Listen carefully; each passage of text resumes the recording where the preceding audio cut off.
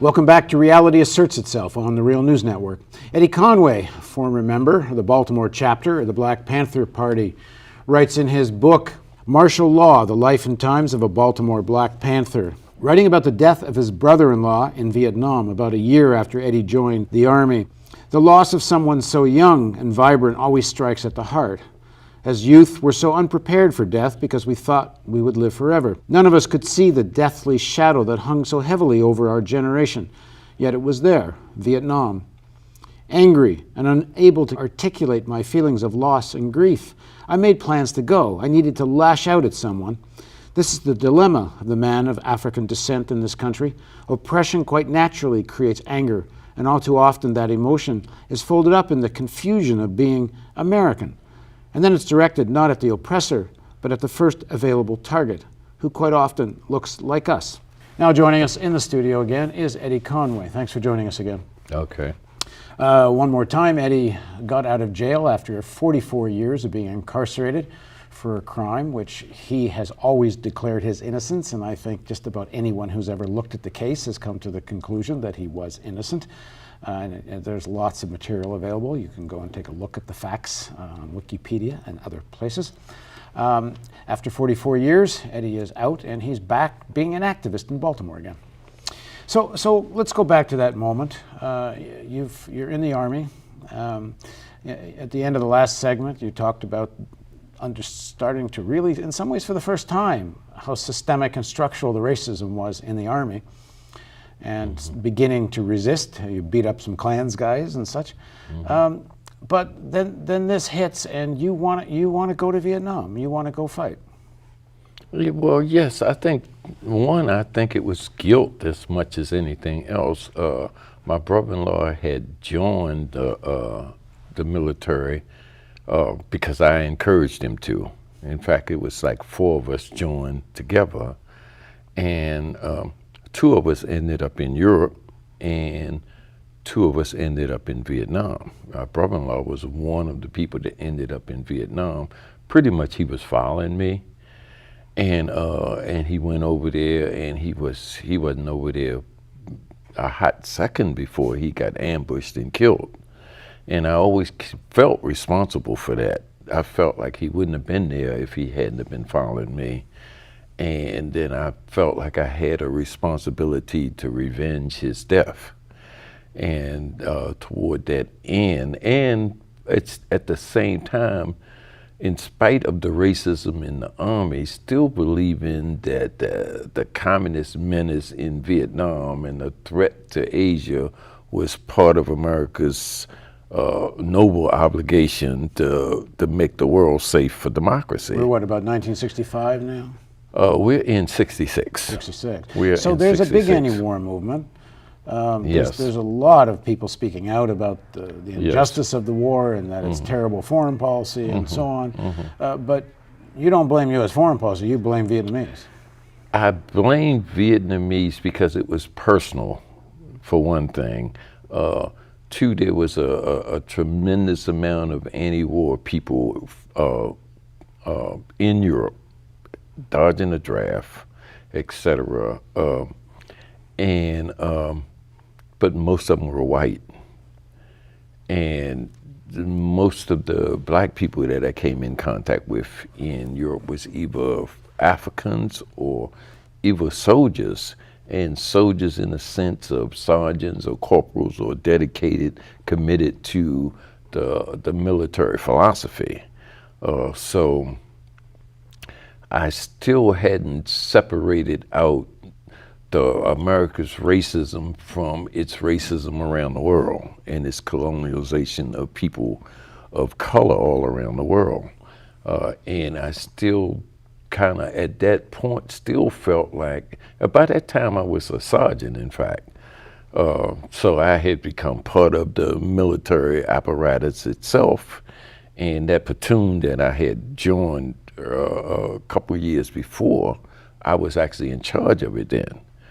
And it had became mostly black also. And so I had a vested interest. But you see a photograph that starts to really shake you. Yes, One morning, because I was in charge, I didn't have to go out to formations. I would send my guys out. They would go do whatever they needed to do. Because I didn't bother them, they would actually do it. And they would bring me breakfast. And so I'm like in there, and I'm sitting on the bed, and I'm eating breakfast, and I'm reading the newspaper, and I open the newspaper up, and this is something that it still haunts me. I looked at the front of the newspaper. It was the Stars and Stripes. And there in the middle of Newark, New Jersey, is a tank. And that tank has a machine gun on it. And that machine gun is pointed at 25, 30 black women on the corner, and they're protesting. And I'm sitting there, and I'm looking at that, and there's this little white guy. He's sitting there with his fingers like a half an inch from the trigger of that machine gun. And what's important about this is that the bullets were like that, were like huge bullets, 50 caliber bullets. The gun is driven by electricity. If you press those buttons, it'll fire 25 or 30 times without anything. You can't get away from it. It's like it electrocutes you for a minute. You hit it, and it bounces so much you can't let it go, even when you're trying to let it go. And it'll fire off 25, 30 rounds. All of those women would have been dead on the corner. And I looked at that, and I said, dag, my mother could be in that crowd of black women there. So I read the story, and apparently the National Guard Armory had been robbed of some weapons by some black guys, and they went through the black community and locked up every black guy in the community, put them all in a stadium or somewhere, and then they went back and they tore up all the houses in the black community, ripped up the floorboards, whipped in the basements, tore out the walls and whatnot, looking for those guns. And the women were out on the street corner protesting because of the way they violated the houses. Not just that the guys were locked up, but they ripped houses up. And then they had the audacity to put a tank in the middle of the community and point guns at unarmed women like this. And so I'm sitting there on my bed, and I'm looking up at my locker, and there is my uniform, and I've already signed up to go to Vietnam, and I'm thinking like, well, wait, what's going on here? Something is seriously wrong. Finally, it dawned on me that, okay, you're in this army and you're promoting this stuff, and they're using that same army in the black community to do what you get ready to go into Vietnam to do. Something's wrong with this picture. I need to get out of the army and go home and see if I can help fix things. And I never put that uniform back on again. From that day, I actually had my re-enlistment papers tore up, applied for a leave, went on leave, stayed on leave, came back, renewed the leave, and kept doing that until my time was up. And then I had to put that uniform on one last time. I put that uniform on because they wouldn't let you sign out from the Army without being in the uniform. And it was just no way I could avoid that. So I put that uniform on to sign out, right? And then I don't even know if it was the Hudson River. I don't know where I threw it. I threw it in the river up in New York. The uniform. The uniform, right? All of it, right? But I still wasn't jaded. I still thought that, okay, there's problems. Obviously, there's been riots, there's conflict, there's fighting, there's all kinds of stuff going on. This can be fixed. Good people just need to come together, figure out what the problem is, integrate the lunch counter, talk to the police and have them put the dogs away. Whatever, we could make a difference, And I'm 21 now, so I'm still idealistic, and I'm still hopeful that, okay, there's problems, but we can fix them. We just need to figure out how to fix them. And that's why I started working with CORE in NAACP. And what do you do? Well, in Baltimore? In Baltimore, the first thing I did when I got home, I went to Johns Hopkins and I took a job at Johns Hopkins. At that time, I was actually I was a PA by then because I had been trained and all that kind of stuff, right? But I ended up as an operating room technician at Johns Hopkins. I went to work for Johns Hopkins, and then I started checking to find out what was going on. And what was actually happening in the city was that we were trying to get white collar jobs.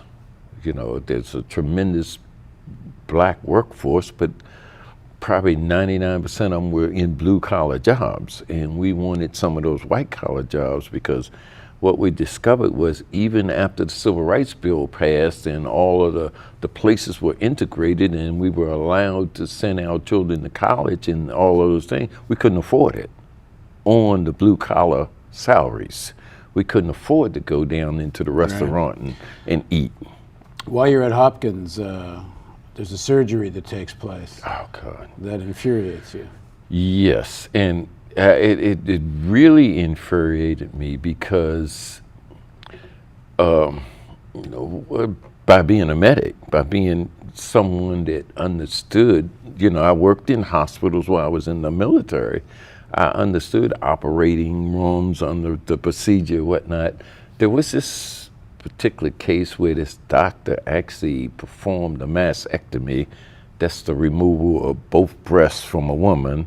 At that time, this is 68 now, at that time, it was a 3-hour operation. I don't know what kind of time it takes now to do it. But it was dictated by the scalpel, the technology, everything else. It in general takes 3 hours. He had a golf game to go to in an hour's time, and he literally butchered that woman on the table while I was in the operating room. Black woman in her 50s, and he sawed off her breasts, pretty much. And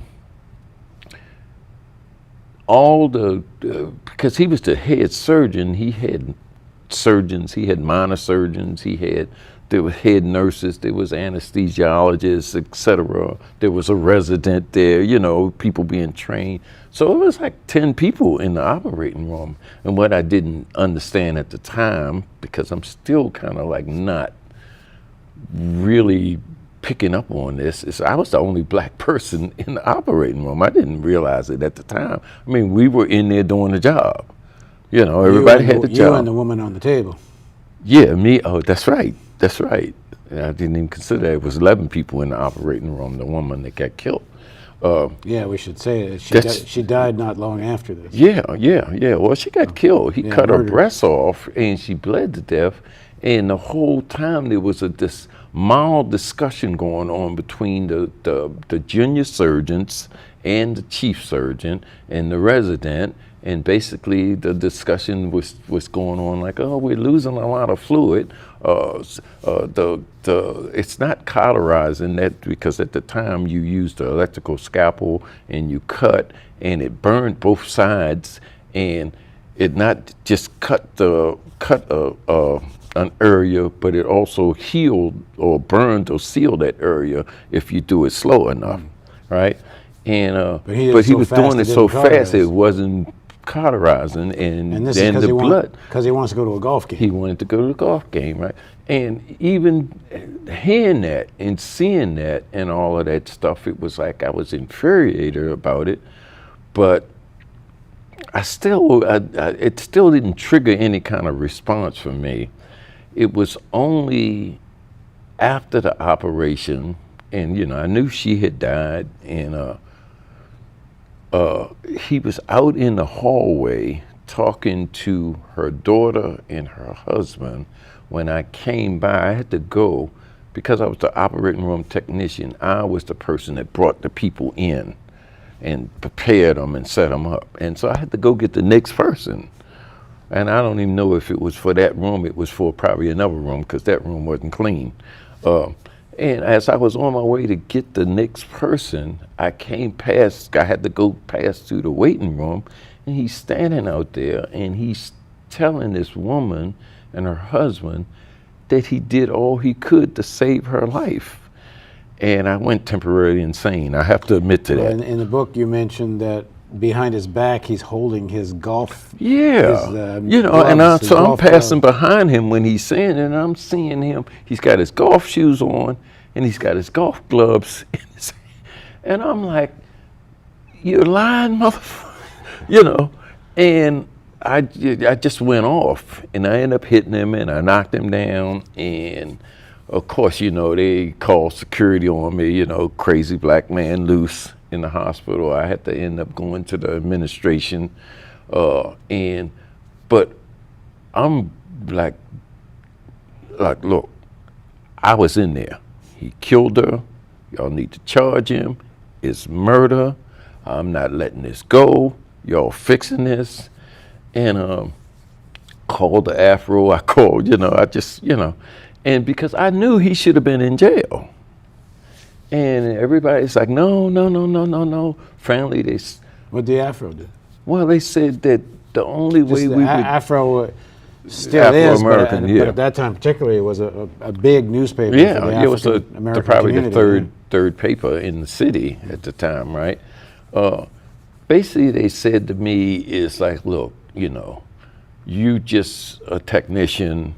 You don't know what doctors know. You can't understand what was motivating, driving this whole operation. You need a doctor to look at the records and to verify what you're saying. Yeah. So I didn't have a problem with that because I'm like, okay, any doctor that look at the record will know that this was murder. You know, all the people in the room knew that, you know. But initially what I did was I went to try to talk to the people in the room, and it was then that it dawned on me that they were all white except for one nurse, which was a Korean nurse. And I said, what's up with this? I didn't even realize I was black, I guess. I mean, in all fairness, I didn't realize there was a problem there.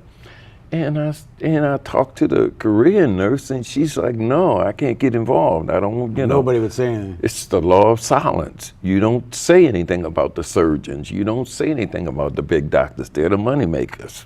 I mean, was the Afro saying you're only a technician, or the Afro was saying you're black, you better find somebody white who can say something? No, they were saying I was only a technician and I needed a doctor to verify, you know, to look at the records and to verify. Well, I didn't really at that time. I knew it was murder, and I knew how much time it take for one of those kind of operations, right? So I went throughout the hospital looking for a black doctor because I from the operating room, it was clear to me none of the white doctors were gonna say anything at all. So I go to and perhaps this is wrong, but this was my personal experience. 2 black doctors at Johns Hopkins at that time. One was down in pathology, you know, and right away he told me, don't get involved. It happens all the time. These bodies come through here. Forget it, just go on about your business. At the time I had like a GI Bill, you know, because I'd been in the Army, I got out, so I was eligible to go to medical school. I was at the time like a PA, so I was gonna go to Johns Hopkins to their medical school. That was my plan, getting into Johns Hopkins, getting into their school. The tuition was half price because I was an employee. The Army was gonna pay for it, et cetera, you know. So I'm looking at a career. But you don't find a black doctor who will speak out. So I leave this guy because he tells me, don't get involved, don't do it, you know, don't mess yourself up. You know, this is your career, go, you know, do whatever you need to do to, you know. And I'm like, no, this is not right. I'm not gonna go for this. So I go and of course I'm asking questions, and finally they say, well, there's a black doctor up in hematology, I think it was, the blood lab. And so I go up to the lab and I open the door, and here's this black guy in the white smock with coffee and tea and sugar and whatnot. He's the doctor. He's the doctor, and the people sitting around the lab, some of them are just technicians. And he's serving them. He's serving them. And I knew it was, I knew that was a ball game for me, right? So I tried to talk to him, and he wasn't trying to hear it at all, and I can't get involved, so and so and so. I'm doing my residency, blah, blah, blah, you know. So I just went on, and I said, well, okay, and I couldn't raise enough hell. So they offered me, what they said was like, you know, you can go to the University of Maryland. We'll send you down to the University They of didn't Maryland. want to fire you for hitting a doctor in the face. Yeah, they didn't want it to be an incident. Because they knew where it might because lead. they knew I was trying to make it into, and I wasn't trying to make it in an incident. I was incensed that he had killed this woman. You know, I wasn't looking for an incident, but it, you know, it was there. It happened, right? The family knew how incensed you were? I told the father, well, her husband, I told the daughter. They never did anything. They, you know, I guess they was compensated in some kind of way by Johns Hopkins, and I wouldn't take the job down the University of Maryland. I just went on and I said, I can't be in this profession because of what just happened. Is not anything that I could allow to happen around me. And so I actually left, you know. But I left, basically, I went and I said, well, okay, I need to go work somewhere else. And so I was working with Core and them anyway. So I said, well, okay, I'll go and help integrate the Spurs Point Fire Department. And I left and went there. And you become a fireman. I became a fireman. And you become an organizer. At that time, I became an organizer also. Okay, well, in the next segment of our interview, we're going to talk more with Eddie Conway. He's now becoming not just enraged at what happened at Hopkins, but he's going to put that rage into becoming a much more conscious organizer. So please join us for a continuation of this series on Reality Asserts Itself.